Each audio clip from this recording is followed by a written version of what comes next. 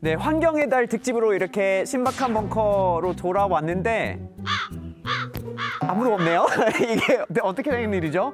저기도 뭐 이게 뭐 많이 들어와 있고 특집인 만큼 함께 하실 분들을 구해왔습니다. 어서 오세요. 안녕하세요. 안녕하세요. 안녕하세요. 혼자가 아니니까 든든해지네요, 진짜. 먼저 이번에 이제 저와 함께 진행을 맡아주실 이시원 씨 반갑습니다. 안녕하세요. 안녕하세요. 배우 이시원입니다.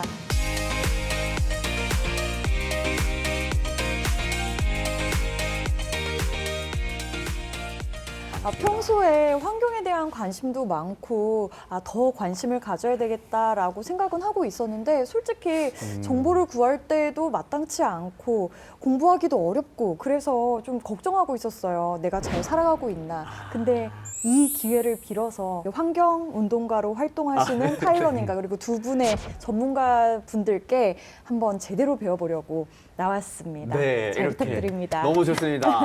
안녕하십니까. 저는 그 연세대학교 의과대학 예방의학 교실에 있는 임영욱이라고 합니다. 환경보건이라는 건강 문제에 미치는 환경 오염 물질들에 대한 연구들을 주로 많이 해왔고요.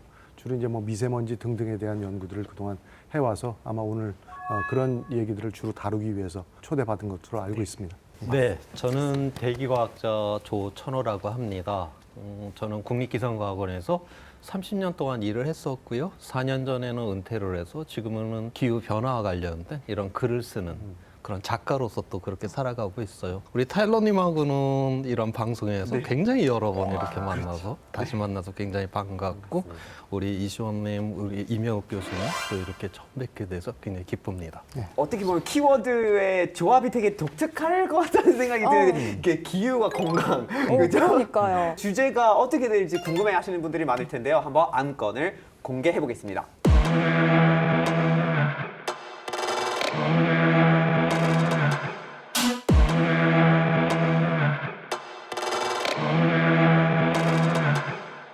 지난해 전지구 온실가스 농도가 최고치인 413.2ppm을 경신했다고 인류가 밝혔습니다. 살아름 위에 서 있으며 앞으로 10년 기후 행동에 따라 인류의 존폐가 달려 있다고 강력하게 경고했는데요.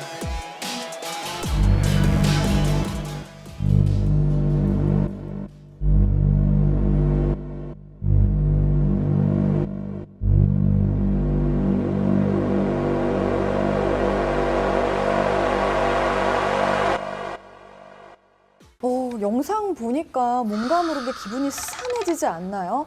저런 포스트 아포칼립스 영화 중에서 이 기후 위기를 다룬 걸 에코 아포칼립스 영화라고 해요. 이런 영화가 단순히 공상에서 그치는 게 아니라 실제 연구를 통해서 시나리오를 쓰고 촬영을 했다고 해요. 기후 위기 관련해서 유명한 영화 있죠. 투마로우.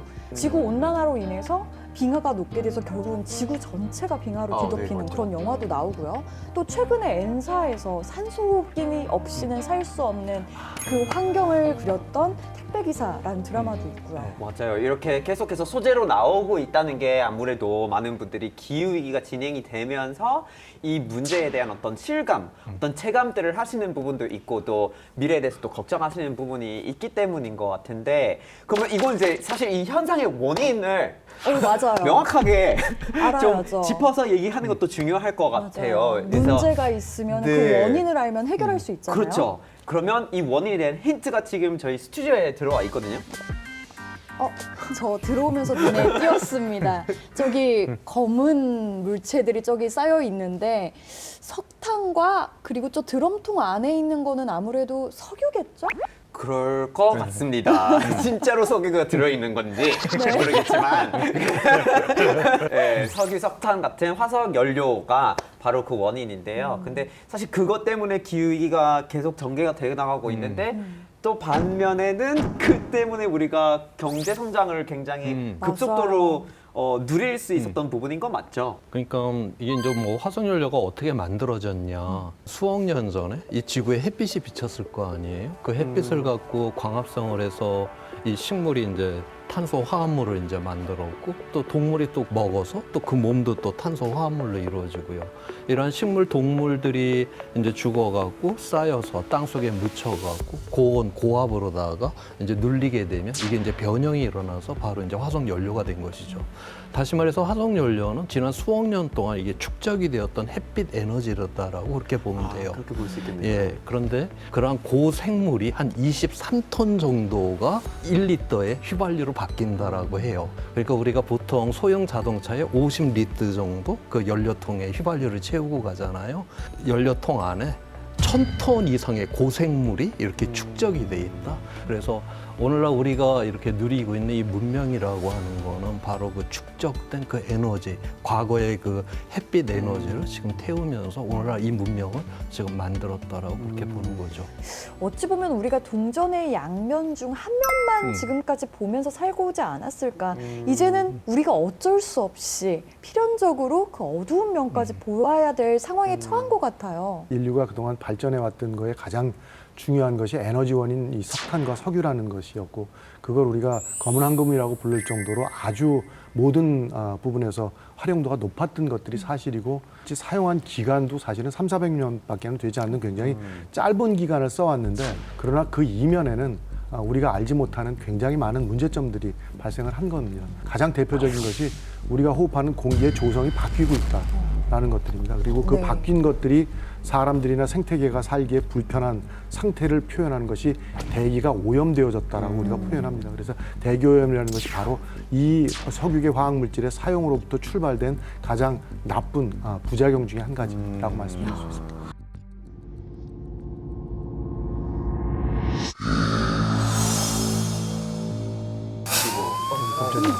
깜짝이야. 깜짝이야. 이거 지금 뭐 연기가 막 나오고 있는데 네. 저희 괜찮은 건가요? 예, 여기 숨 쉬는 거 조금 걱정이 되기 네. 시작할 것 같은데, 대기 오염 문제가 숨 쉬는 거랑 직결이 돼 있고 우리 생사를 결정하는 부분도 있는데 그냥 민감하게 반응할 수밖에 없는 문제예요. 맞아요. 안 그래도 통계청에서 한국의 안전 보고서를 발표를 했는데요. 우리나라 초미세먼지 농도가 OECD 국가 중에서 몇 위에 있을 것 같나요? 이거 높겠죠. 이런 것까지는 상위권. 제발 1위 좀 안 했으면 좋겠어요. 이것도 1위를 했다고 합니다. 정말 충격적이죠. 저는 한국에 처음 이사 와가지고 청소 때문에 깜짝 충격을 받은 게 있어요. 왜요? 그렇게 창가에 먼지가 쌓인다는 거.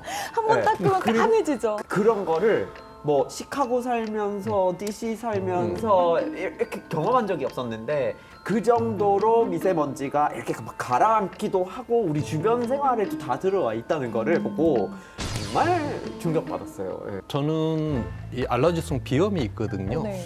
그래갖고 제 몸이 이 미세먼지를 아는 몸이에요. 네. 굳이 이 농도를 확인하지 않아도 저의 이 코와 눈과 막 이런 것이 미세먼지가 높다는 걸 알려줍니다. 미세먼지의 바로미터. 그러네요. 우리 실생활에 되게 많이 영향을 받고 있는데, 사실 이게 대기 오염인데, 근데 뭐 미세먼지라고 먼지라는 표현을 쓰고 또 그 안에서도 미세먼지도 있고 초미세먼지도 있고, 이걸 그냥 종들어서 그냥 먼지다 하고 이렇게 생각하게 되더라고요, 생활을 하면서. 그런데 미세먼지와 초미세먼지는 좀 다를 것 같은데. 조금만 정의를 해서 제가 간단히 네. 설명을 해드리면, 그러니까 우리가 쓰는 보통 단위는 밀리미터라는 단위를 쓰면 1밀리미터는 아마 아실 텐데, 그거의 1000분의 1이 마이크로메타입니다. 그러니까 10마이크로메타 이하짜리의 먼지를 다 모아서 미세먼지라고 정의한 거고, 초미세먼지는 2.5마이크로메타 이하짜리의 먼지를 다 모아서 초미세먼지라고 정의를 한 겁니다. 그런데 먼지가 크다 작다를 어떻게 이해하시면 되냐면, 네. 큰 먼지는 무겁기 때문에 금세 떨어집니다. 즉 공기 중에 떠 있는 시간이 짧다는 의미를 네. 갖기 때문에 우리가 호흡기를 통해서 들어갈 확률이 낮다는 의미고요. 반면에 작아지면 먼지의 크기가 작기 때문에 공기에 부유하는 시간이 길어집니다. 그럼 결국 이제 호흡기로 갈 수 있는 확률이 높은데, 사실 먼지 중에서 폐포까지의 도달률이 제일 큰 크기는 0.1에서 0.01 마이크로메타입니다. 그러니까 굉장히 작은 크기의 먼지들이 호흡기까지 들어가서 폐포까지 도달할 수 있는 크기들이다 보니까 실제 우리가 쓰고 있는 에어코리아에서 제공해드리는 미세먼지나 초미세먼지에 대한 자료들은 역학자료라는 겁니다. 그러니까 질병을 일으키는 사람의 숫자에 대한 것들과 실제 농도에 대한 것들을 매칭을 시켜서 어떤 정도 상태일 때 사람한테 증상이 어떻게 나타난다는 그런 역학적 자료를 활용해서 지금 근거로 이것들을 만들어 드린 건데 전국에 한 수십여 개 측정소에서 측정된 자료 중에 자기가 위치한 곳에서 제일 가까운 곳의 자료를 제공을 해줍니다.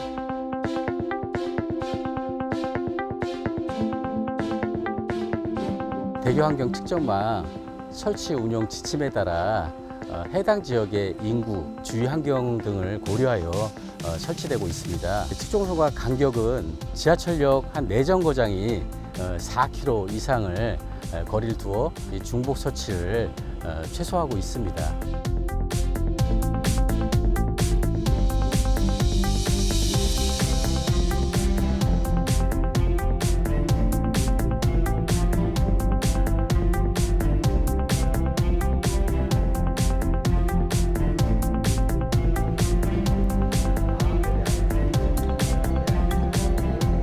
매니폴더를 통해서 각각 이제 장비들로 나누어서 들어가게 됩니다.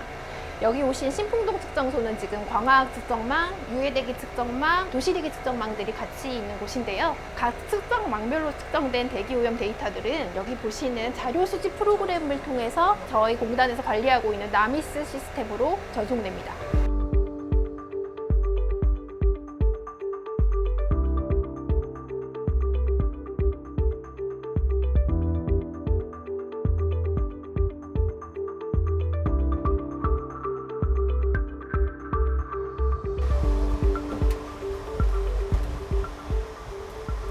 각 측정소에서 전송한 데이터는요, 포털이라든지 다른 이제 민간 프로그램이나 홈페이지, 앱 등에도 활용할 수 있게 데이터를 공개하고 활용할 수 있게 지속적으로 강화하고 있습니다.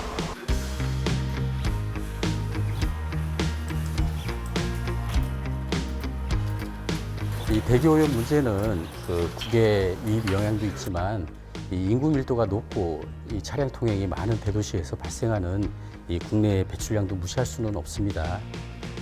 환경부와 한국환경공단에서는 이 국내 배출 저감을 위해 다양한 저감 대책을 세우고 대기환경 개선을 위해 노력하고 있습니다. 우리 국민들께서도 적극적인 관심을 갖고 협조해 주신다면 보다 건강하고 푸른 환경을 함께 만들 수 있다고 생각합니다.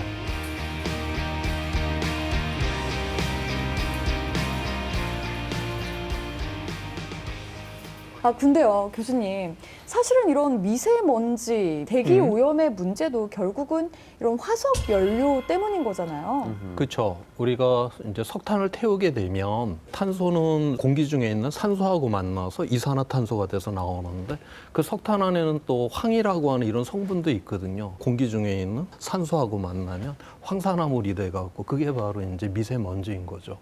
그다음 우리가 그 석유 같은 경우, 휘발유 같은 경우는 대부분이 우리가 이제 그 엔진 안에서 그거를 태우잖아요.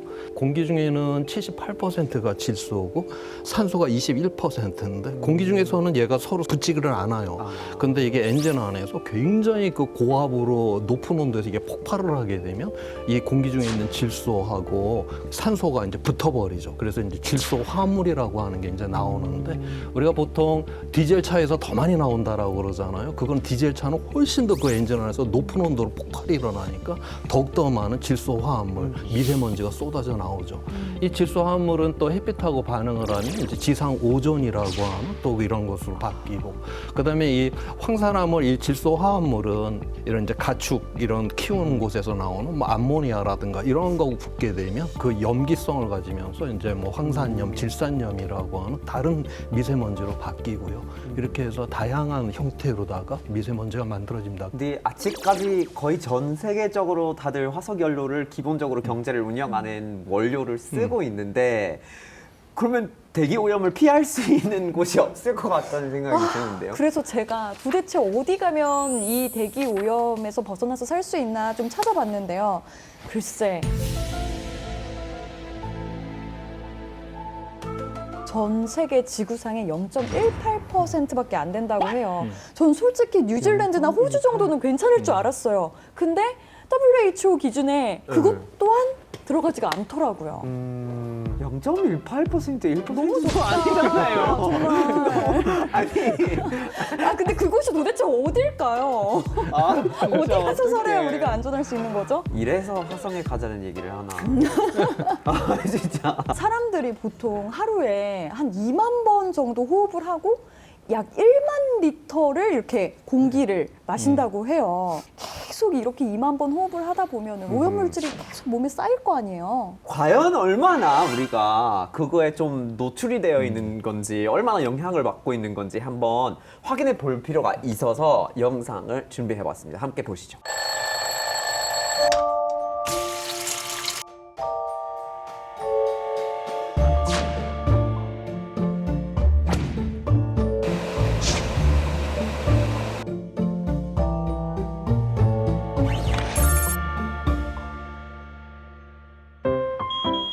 지금 아침입니다. 아침 7시. 아, 상쾌해. 아침 공기. 아침을 뭘 먹을까?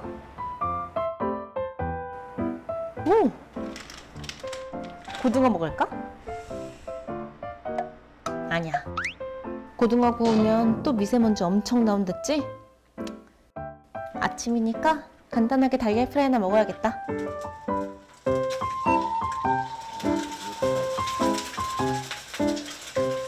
조리할 때 또는 필수. 꼼꼼하시다, 정말.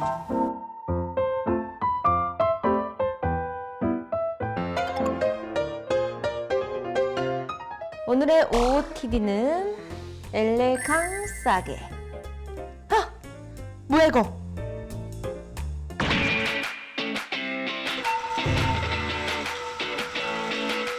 청소는 틈틈이 자주 해야 집에 먼지가 없어요. 아 근데 저런 먼지는 또 은근히 눈에 보이거든요. 청소기로 바로 이렇게 빨아들이면 괜찮을 것 같아요. 눈에 보이니까 괜찮을 수도 있는 맞아. 거죠. 네.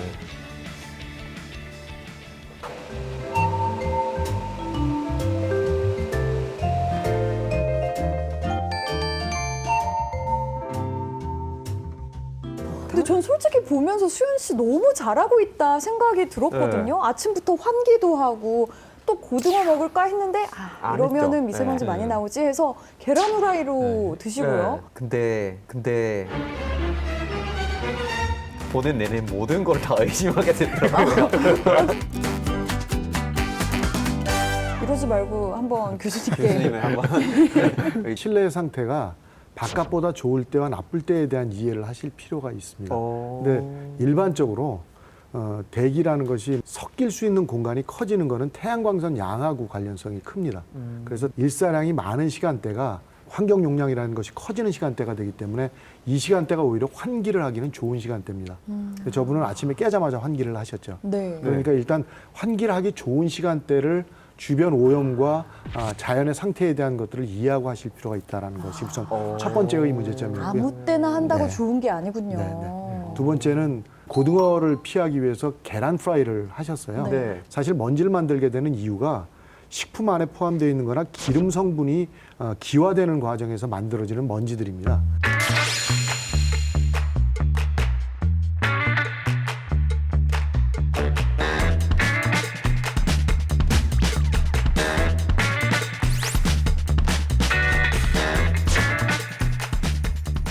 고등어보다 조금 덜 만들어질 뿐인 거지 먼지가 안 만들어지는 습관은 절대 아니라는 것들입니다. 그래서 가열 음식을 하는 순간 미세먼지가 예. 발생한다고 봐야 저분이 되겠네요. 잘못한 거는 환기량을 늘리는 일을 하셔야 하는데 그것 없이 그냥 계란 프라이를 하셨어요. 세 번째는 청소를 하셨죠. 옷을 안에서 네. 터셨습니다.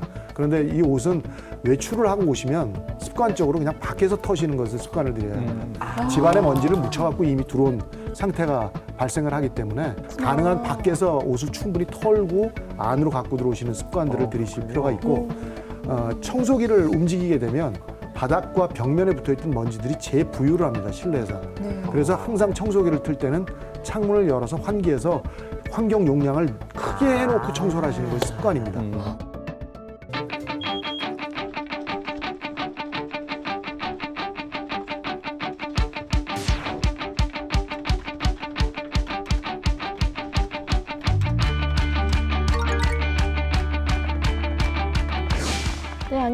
안녕하세요. 재미집 최소영입니다. 근데 저렇게 열심히 일하다 보면은 솔직히 미세먼지, 초미세먼지 신경 쓸 틈이 없어요. 없죠.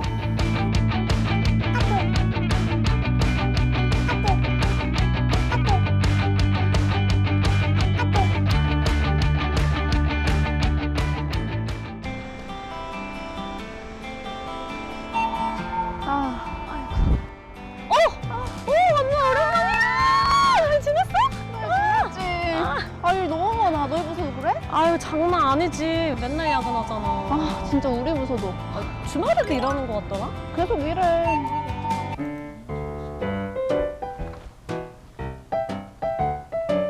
아싸, 6시다. 퇴근해야지.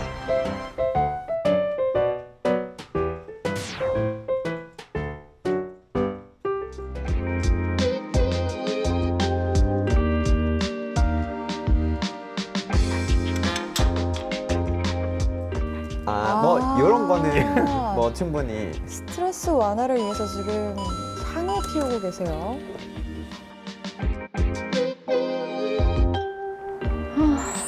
이런 게 힐링이지.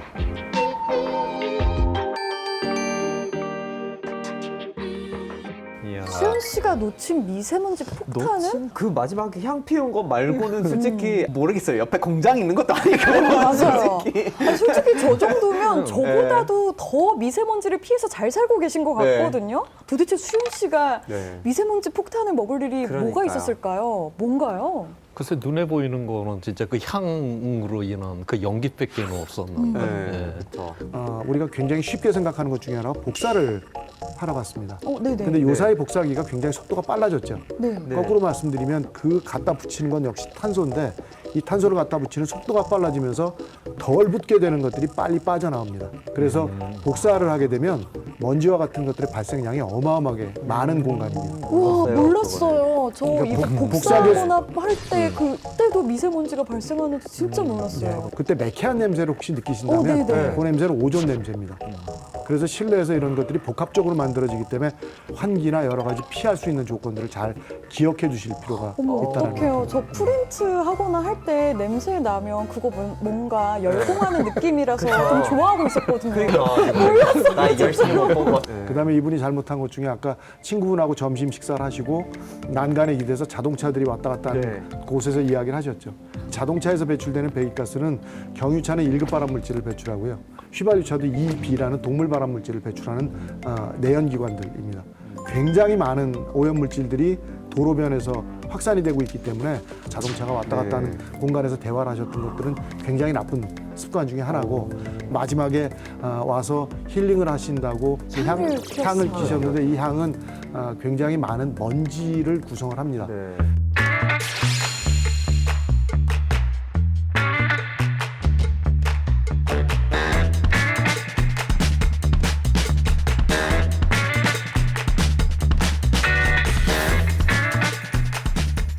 냄새가 우리 코에 전달이 된다는 거는 용매라는 걸 통해서 휘발을 시켜서 우리 코로 보내주는 역할을 하는 거고 그때 전달되는 것들이 입자상 물질로 전달이 되어질 수밖에 없기 때문에 전부 먼지의 성분들입니다. 중국은 돈을 기부하는 만큼 향초를 아주 일상적으로 너무너무나 많은 양을 켜주기 때문에 네. 승려들이 대부분 다 폐암으로 돌아가시는 경우가 굉장히 많답니다. 네. 저는 이걸 보면서 세상에서 가장 조용한 살인이다라는 걸 많이 느꼈어요. 근데 이렇게 직접적으로 신체에 대한 악영향뿐만 아니라 최근 기사를 보니까 치매나 뭐 범죄 발생률에도 연관이 있다고 하더라고요. 범죄 발생률이요? 네, 런던과 미국에서 이루어진 조사인데 대기 오염이 심한 날에는 경범죄 발생률이 굉장히 높아지고요. 오염이 심한 도시일수록 범죄율도 높았다고 합니다. 그러니까 이렇게 이해하시면 됩니다. 그러니까 이제 우리가 미세먼지 등에 대한 대기오염 물질의 피해는 건강한 사람들은 사실은 크게 잘 못 느낍니다. 그런데 약한 사람들한테는 문제가 생긴다라는 것들이고요. 그 기전이 어떻게 되냐면 우리가 호흡을 해서 폐포까지 도달하고 이것들이 혈관으로 이동을 하는데 혈관으로 먼지와 같은 것들이 들어오면 우리 몸에 이물질이 들어온 거기 때문에 혈액 안에 이제 면역 체계 중에 하나인 대식세포라는 놈이 있습니다. 얘가 이 물질들을 먹게 됩니다. 문제는 잡아먹는 과정에서 얘도 힘을 썼기 때문에 그 세포 주변에서 염증 매개 물질이라는 걸 만듭니다. 그럼 결국 염증 지수라는 것이 높아질 수밖에 없는데 문제가 일어나는 사람들은 뭐냐면 질병을 갖고 있는 분들입니다. 특히나 지금까지 연구된 결과들을 보면 전 세계 천식 환자들 중에서의 자살률이나 이번에 연구됐던 것들이 우울증 환자에 대한 것들입니다. 네. 그러니까 이분들은 어떤 상태냐면 먼지가 높으면 지금 자기가 나가고 싶은데 밖에 외출을 못 하는 겁니다. 친구도 못 만나고 학교도 못 가는 거죠. 그러다 보니까 집에만 있고 우울증이 심해지는데 먼지가 높게 작동을 해서 우리 몸에 들어온 물질을 없애기 위해서 염증 지수가 높아지면 결국 그로 인해서 증상들이 훨씬 더 악화되는 겁니다. 그러다 보니까 결국 이런 질병을 갖고 있는 사람들이 한 20% 가까이까지 자살률이 증가하는 걸로 지금 연구 결과들이 밝혀지고 있어서 결국 사람들이 살기 불편해지고 특히나 이런 기저질환자들한테는 굉장히 안 좋은 조건들을 만들어낸다라고 이해하시면 될 것 같습니다. 왜 건강한 정신은 건강한 몸에서 깃든다고 하잖아요. 근데 이 건강한 정신, 건강한 몸 모두 사실은 건강한 환경에서 비롯된 거 아닐까 싶네요. 그렇죠. 네, 이렇게 대기 오염 때문에 굉장히 다방면으로 여러 가지 문제가 나타나고 있는데 태국 장마이에서도 문제가 되고 있다고 하더라고요. 네. 주민들이 그래서 가만히 있지 않고 나서서 국가를 상대로 또 어떤 소송을 걸었다고 들었어요. 얼마나 심하길래 그 국가를 상대로 소송까지 했을까요? 태국 현지에 있는 벙커 특파원을 저희가 연결해 보도록 하겠습니다. 누타몬 공차루엔 박사님 혹시 들리시나요? 안녕하세요. 안녕하세요. 안녕하세요. สวัสดีค่ะ 사디카.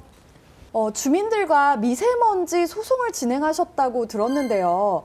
어떻게 소송을 결심하게 되셨나요? ในช่วงที่เราตัดสินใจฟ้องคดีนะคะเราฟ้องหน่วยงานรัฐทั้งหมด4หน่วยงานด้วยกันนะคะคนแรกคือนายกรัฐมนตรีนะคะในฐานะที่เป็นผู้มีอำนาจสามารถสั่งการได้ตามกฎหมายรักษาคุณภาพสิ่งแวดล้อมนะคะคนที่2คือคณะกรรมการสิ่งแวดล้อมแห่งชาตินะคะตามอำนาจหน้าที่ตามกฎหมายรักษาคุณภาพสิ่งแวดล้อมนะคะและคนที่3และคนที่4นะคะคือคณะกรรมการตลาดหลักทรัพย์ และคณะกรรมการในการกำกับตลาดทุนนะคะเพราะเรามองว่าในส่วนนี้เนี่ยสาเหตุของหมอกควันเนี่ยเกิดจากการเผาในภาคการเกษตรนะคะรวมไปถึงปัญหาของมลพิษข้ามพรมแดนด้วยนะคะเหตุผลหลักที่เราฟ้องนายกรัฐมนตรีเพราะว่าในแง่ของภาวะหมอกควันในภาคเหนือเนี่ยจำเป็นจะต้องใช้ลักษณะของการแก้ปัญหาอย่างบูรณาการนะคะที่ผ่านมาเรามีการแก้ปัญหาโดยที่แต่ละจังหวัดนะคะจัดการมีการสั่งห้ามเผาในแต่ละเขตพื้นที่นะคะ 우와. 아, 그런 그렇구나. 소송이었구나. 네. 그러니까 생각보다 이렇게 단순히 한 국가를 상해서 이렇게 뭐 데모를 한다거나 그런 느낌이 아니라 굉장히 정확하게 한 명 한 명 짚어가면서 소송을 진행하셨네요. 정확하게 하시네요. 그러면 저희가 전에 듣기로는 대기 오염의 농도가 한 340 마이크로그램까지 올라갔다고 들었어요. 그런데 어느 정도의 피해가 있다는 걸까요?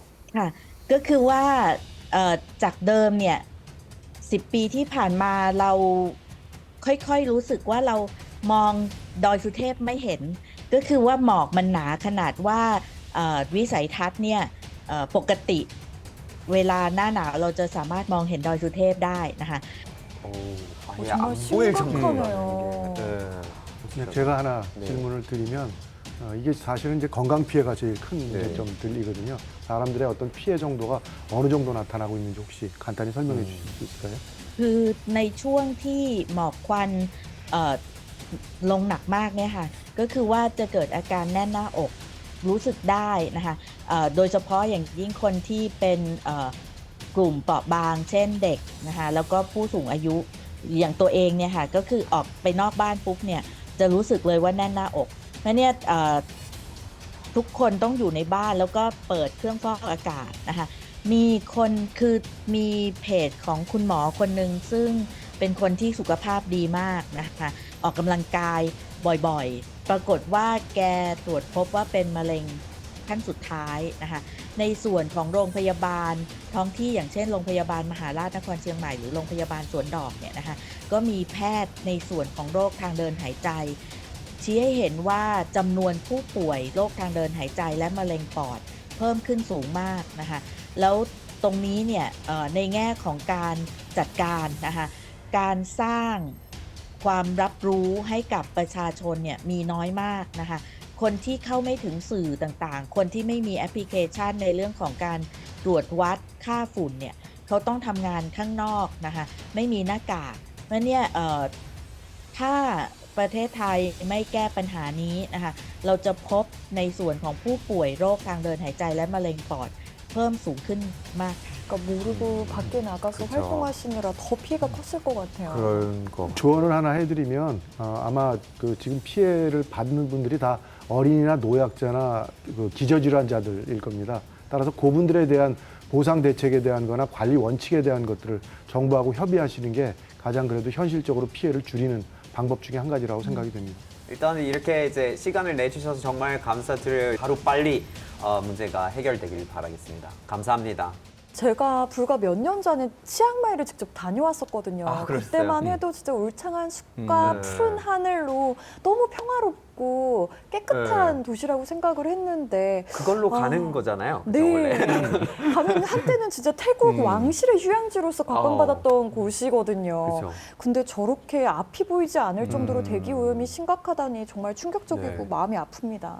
태국의 상태 정도면은 우리가 지금까지 접했던 수준이 아니고요. 네. 그러니까 이제 아마 우리나라에서 접할 수 있는 거에 한 4-5배 정도의 나쁜 상황을 지금 접하고 있는 네. 거라서 사실은 경부가 발벗고 나서지 않으면 아마 조금 있다 보면 굉장히 많은 피해들이 곳곳에서 발생할 수밖에 없는 정도의 상태라고 보여집니다. 이렇게 대기 오염 문제도 굉장히 심각하지만 우리 이제 아시아에서 폭염을 굉장히 심각하게 이제 경험하게 되잖아요. 올해는 벌써 사상 최고 기온을 경신해서 괴물 폭염이라고 불릴 정도입니다. 섭씨 40도를 넘는 사상 최악의 폭염이 3주째 이어지고 있다고 합니다.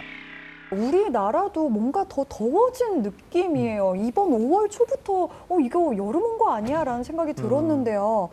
왜 이렇게 점점 폭염이 빨리 오고 더 심하게 찾아오는 걸까요? 우리나라는 지난 이제 100년 이상 이 관측된 자료를 갖고 있거든요. 그런데 지난 100년 동안 여름이 한 달 정도가 늘었어요. 한 달이요? 예. 그러니까 여름이 일찍 시작하고 늦게 끝난다라고 하는 거죠. 그러니까 항상 이렇게 여름이 일찍 찾아온다라고 하는 거를 우리가 이제 이렇게 인지를 하는 거고요. 대체적으로 우리가 외신을 통해서 이렇게 뭐 날씨가 안 좋다, 뭐 가뭄이 들었다, 산불이 났다 이런 지역을 보면 미국의 그 서부 캘리포니아 이 그렇죠. 해안 지방들, 그다음에 호주, 그다음에 남유럽 이 열대 지방 가만히 생각을 해보세요. 우리나라는 뭐 겨울하고 여름하고 차이가 뭐 50도 이상 왔다 갔다 하는데 거기는 얼마 차이가 안 나니까 자연 변동성 자체가 굉장히 작아요. 그러다 보니까 인간에 의한 이 인위적인 이 기후 변화의 효과가 빨리 그런 데서는 드러나게 되는 거죠. 그 옛날에는 우리 뭐 그 캘리포니아 해안, 뭐 호주, 네. 남유럽 거기 사람 살기 좋아 그랬는데 그렇죠. 거기가 날씨 이제 기후 좋다. 변화가 네. 딱 일어나니까 네. 맨날 가뭄 나오고 산불 나오고 그리고 또 맞아요. 열대 지방은 또 거기도 이 항상 여름이었잖아요. 자연 변동성 네. 자체가 작은데 네. 거기에 바로 이제 기후 변화의 이런 신호들이 굉장히 뚜렷하게 나. 근데 우리나라 같으면은 워낙 자연의 변동성이 크다 보니까 이게 인간에 의한 이 기후 변화의 신호가 뚜렷하게 잘 안 잡히는데 지금 이제 동남아 이런 열대 지방 이런 곳들이 지금 뚜렷하게 그렇게 잡히고들이 있어요. 정말 뉴스 볼 때마다 뭐 때이른 폭염, 역대급 폭염 계속 이렇게 경신이 되고 있는 것 같은데 도대체 그 끝은 어딜까 궁금하거든요. 바로 거기에 이제 우리가 화석연료 태웠기 때문에 그렇죠. 이게 햇빛이 매일같이 우리 지구를 비추잖아요. 그런데 햇빛은 에너지로 돼 있잖아요. 에너지가 들어오기만 하고 얘가 나가지를 않는다. 그러면 계속 이 지구는 지글지글 끓게 돼 있어요. 그래서 햇빛으로 들어오는 에너지만큼 그대로 우주로다가 지금 빠져나가줘야 되는데 지금 인간이 배출한 그 온실가스가 우주로 나가려고 하는 열을 못 나가게 지금 잡습니다. 현재 약 1초에 히로시마 원자 폭탄 5개가 터진 에너지가 인간이 배출한 이 온실가스에 의해서 우주로 가지 못하고 지금 지구에 잡혀요. 하루 동안 다 계산을 하게 되면 약 42만 개의 원자 폭탄이 터진 에너지가 우주로 돌아가지 못하고 있다라고 하는 거죠. 이게 매일매일 이제 누적이 되면서 오늘날 지구가요 기후 위기라고 하는 거를 일으키고 있는 것이죠.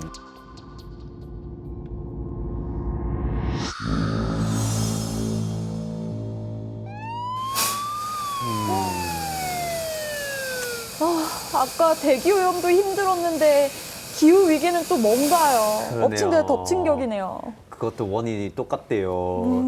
이게 인류가 직면한 가장 큰 위협이라고 볼 수 있을 것 같아요. 그동안 여러 가지 이름을 달고 살았는데 지구 온난화, 기후 변화, 지구 가열, 기후 위기 같은 거를 말하는 거죠. 지구의 평균 온도 상승을 말하는 거죠. 네. 솔직히 대기 오염은 눈에 보이니까 뭐 조심해야 되겠다 이렇게 바로바로 느껴지는데 그렇죠. 지구 가열은 솔직히 느껴지기가 쉽지 않거든요. 그래서 제가 이걸 시각적으로 한번 보여드리도록 그렇게 하겠습니다. 저 그림은 지난 이제 1850년이요. 최근까지 지구의 평균 기온이 상승하고 있는 모습을 보여주고 있어요. 그래서 지금까지 약 1.1도가 지금 이제 상승이 되어 있습니다.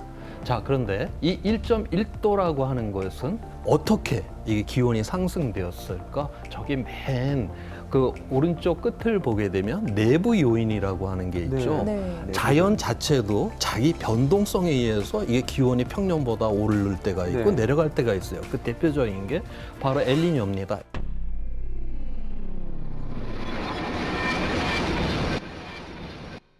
엘니뇨가 굉장히 심하면 평년보다 한 0.2도 정도가 더 올라가요. 그다음에 라니냐 때는 온도가 좀 평년보다 온도가 떨어지고요.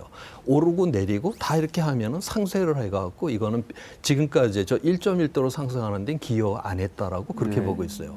그다음에 이 햇빛의 강도도 좀 변하고요. 그다음에 화산에 폭발을 하게 되면 냉각을 시키는 효과가 있거든요.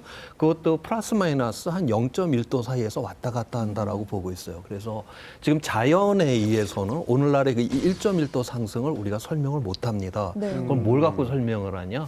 지금 인간이 배출한 이 온실가스로 인해서 원래는 기온이 1.5도가 올라갔어야만 했었어요. 네. 그런데 실제는 1.1도밖에 안 올라갔잖아요. 그거는 바로 미세먼지가 대체적으로다가 이 햇빛을 차단시키는 효과를 갖고 있습니다. 그래서 0.4도를 갖다가 이게 온도를 내려버렸어요.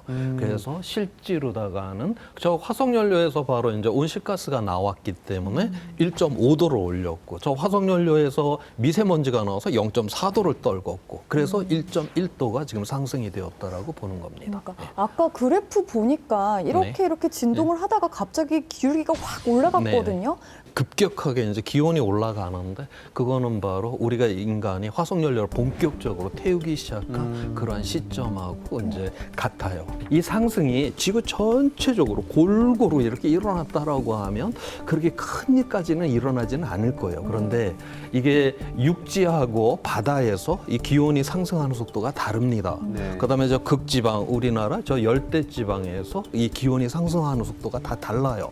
그러니까 그 전에 이 기후가 딱 균형을 맞추고 있었는데 이게 다 속도가 다르다 보니까 이게 불균형이 일어나면서 바로 이제 극단적인 날씨가 많이 일어나는 이러한 문제를 갖게 되는 거죠.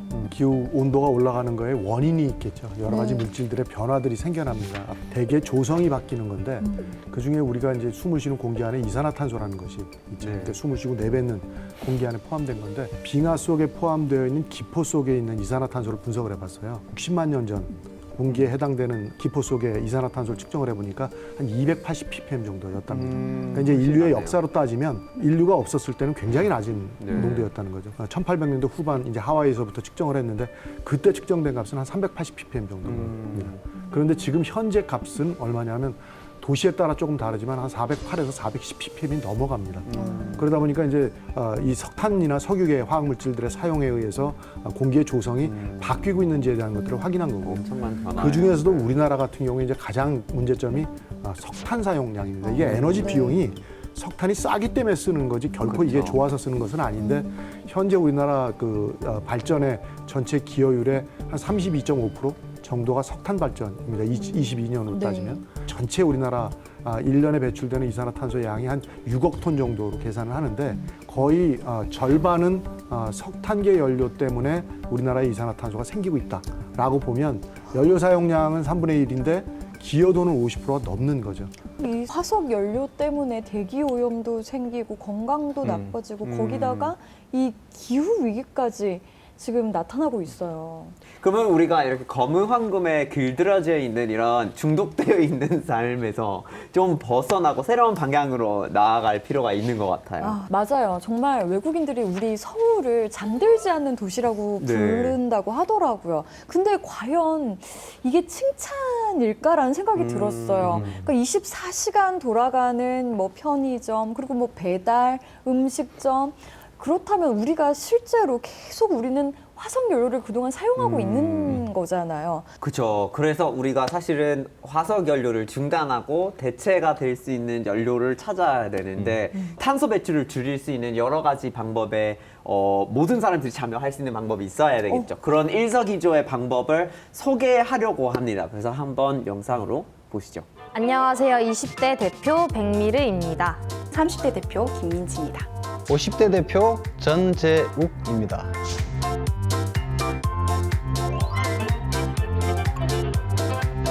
들어오는 봤는데 이런 게 있구나라고만 생각했던 것 같아요. 절차가 너무 복잡해서 저도 회원가입만 한 상태였어요. 잘 몰라서 이번 기회에 공부를 좀 하려고 해요.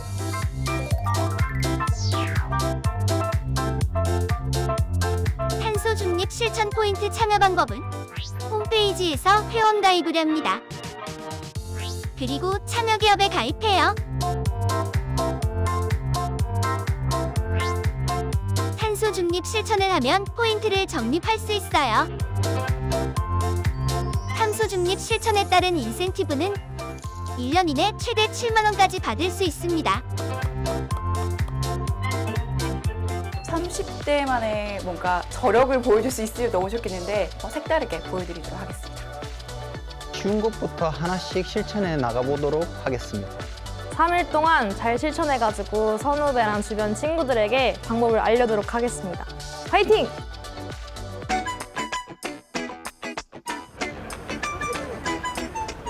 지금 어디 가요? 지금 날이 너무 더워가지고 커피 사 먹으려고요. 저 181번 텀블러 담아주세요.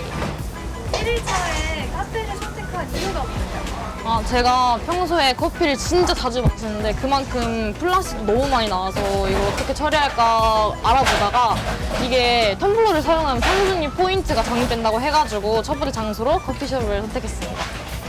감사합니다. 맛있게 드세요. 일주일만 해도 2,100원이니까 커피 한 잔을 더 사 먹을 수 있으니까 전 자주 이용할 것 같아요.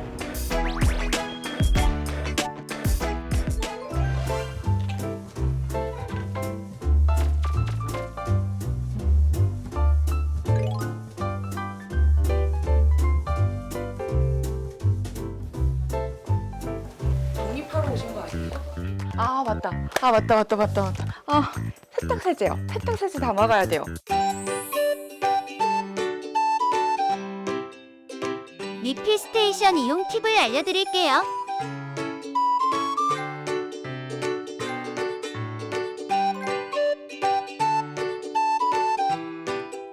계산해주세요.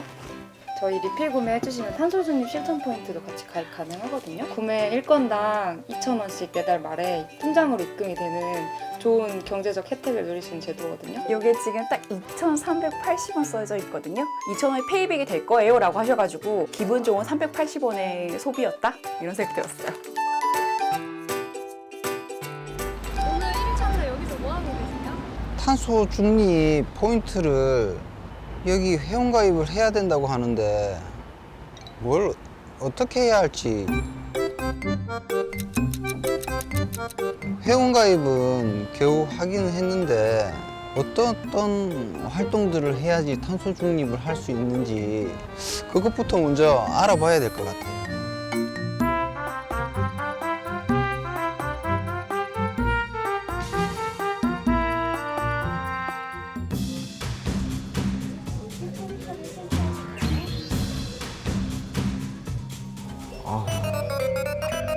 뭐지?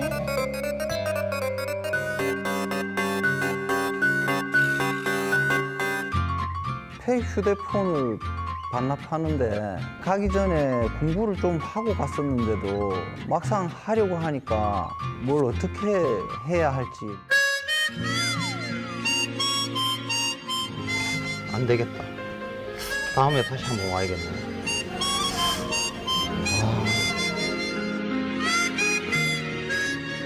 제 나이에 접근하기에는 너무 어렵고 복잡한 것 같아서 끝내는 못하고 돌아오게 되었어요.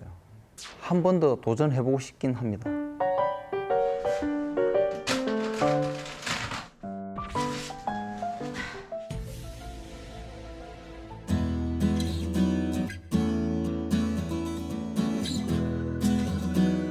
새 핸드폰이 있어서 이거를 한번 기부해 보려고요. 뭐지? 안 되겠다.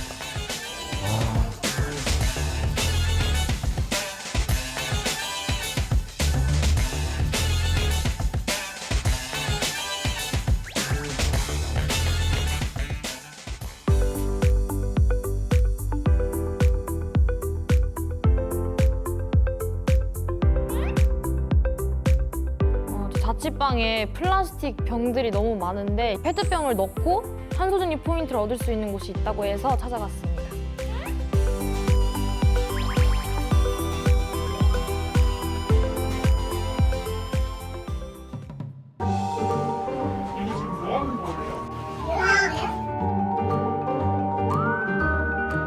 분리수거해서 버리는 것보다 직접 가가지고 하나하나 넣는 것도 재밌고 제가 탄소 중립 포인트도 얻을 수 있으니까 약간 일석이조여서 되게 재밌고 좋은 경험이었어요.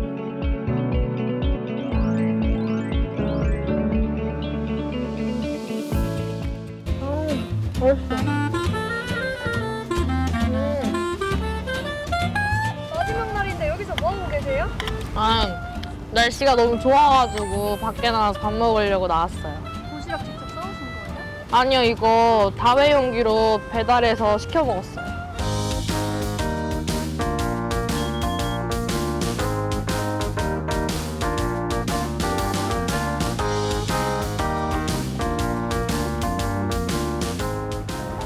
이제 이거 수거하시는 거예요? 아, 네. 전 집이 가까워가지고 방문 신청으로 신청해놨어요.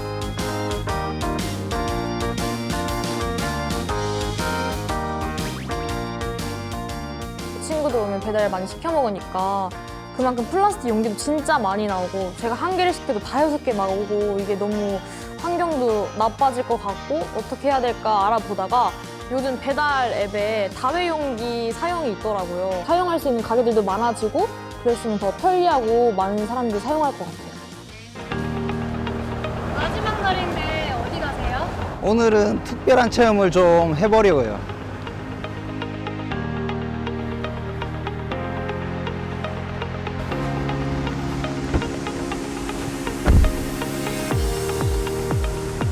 평소 타는 차량은 연식이 한 10년이 넘어서 탄소 배출이 좀 걱정되기도 하거든요. 전기차를 타니까 탄소 중립을 몸소 실천할 수 있다고 생각하니까 기분도 좋아지는 것 같아요.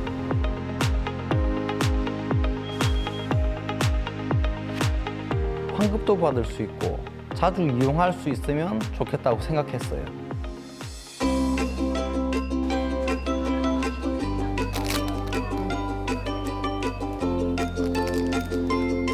아니 핸드폰으로 뭘 그렇게 자꾸 보시면서 장을 보시는 거예요? 이게 지금 탄소 중립이 정립이 되는 상품이거든요. 평소에 야채를 많이 먹진 않은데 되도록이면 일주일에 한 번 정도는 한번 실천해 볼까 하는 마음으로 요즘에 해보고 있어요. 스캔한 상품을 포장대로 이동해 주세요. 모바일 영수증은 내가 가계부를 써도 일일이 다 챙겼나 안 챙겼나 체크 안 해도 되니까 좋더라고요.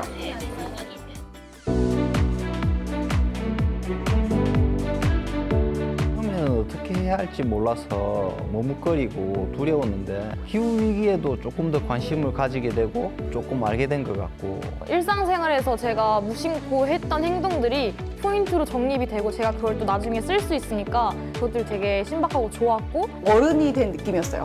우리 지구를 지키는 나도 조금 동참하는 어린이 됐다. 3일치 적립된 금액 이거 드릴게요. 3일 전에 제가 번 거죠.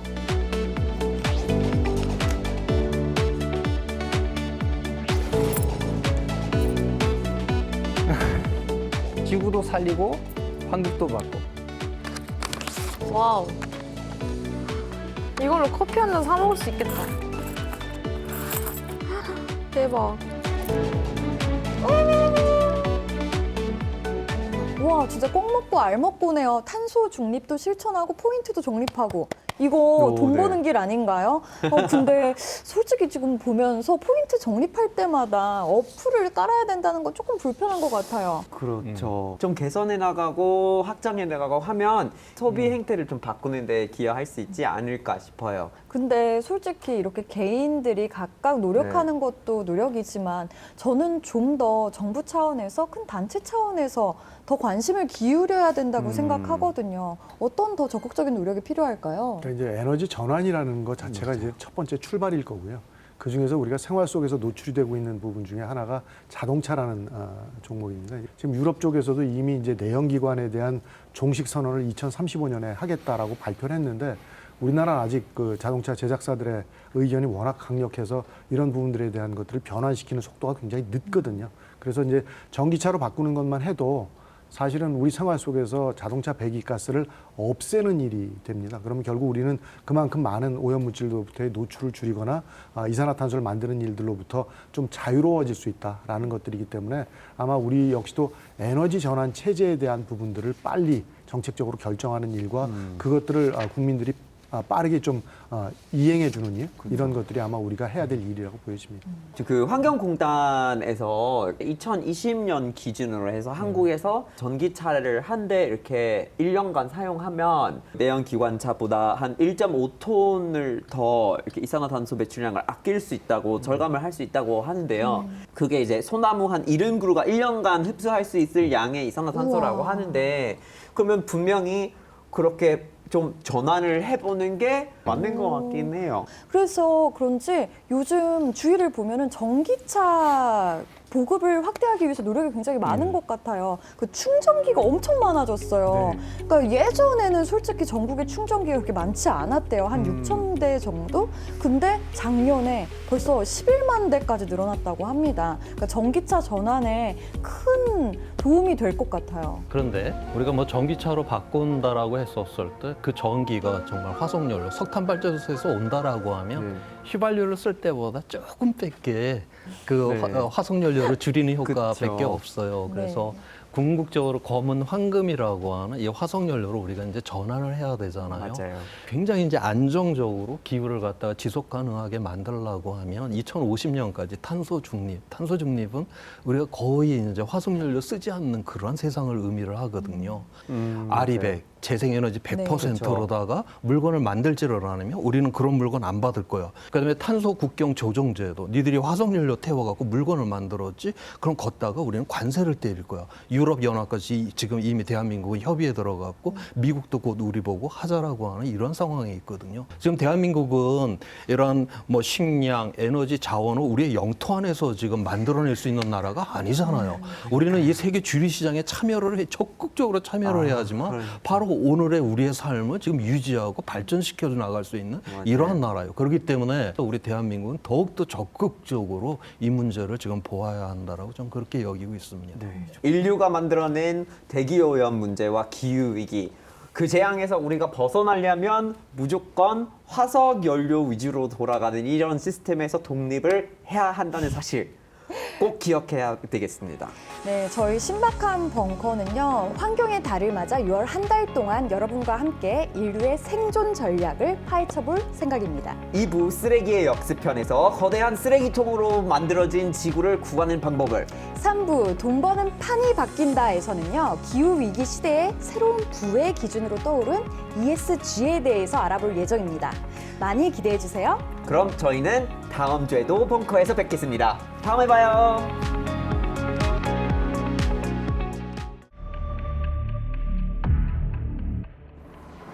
그 상황 굉장히 심각한 상황이죠. 줄이기는 그냥 지금 더 늘어나고 있고.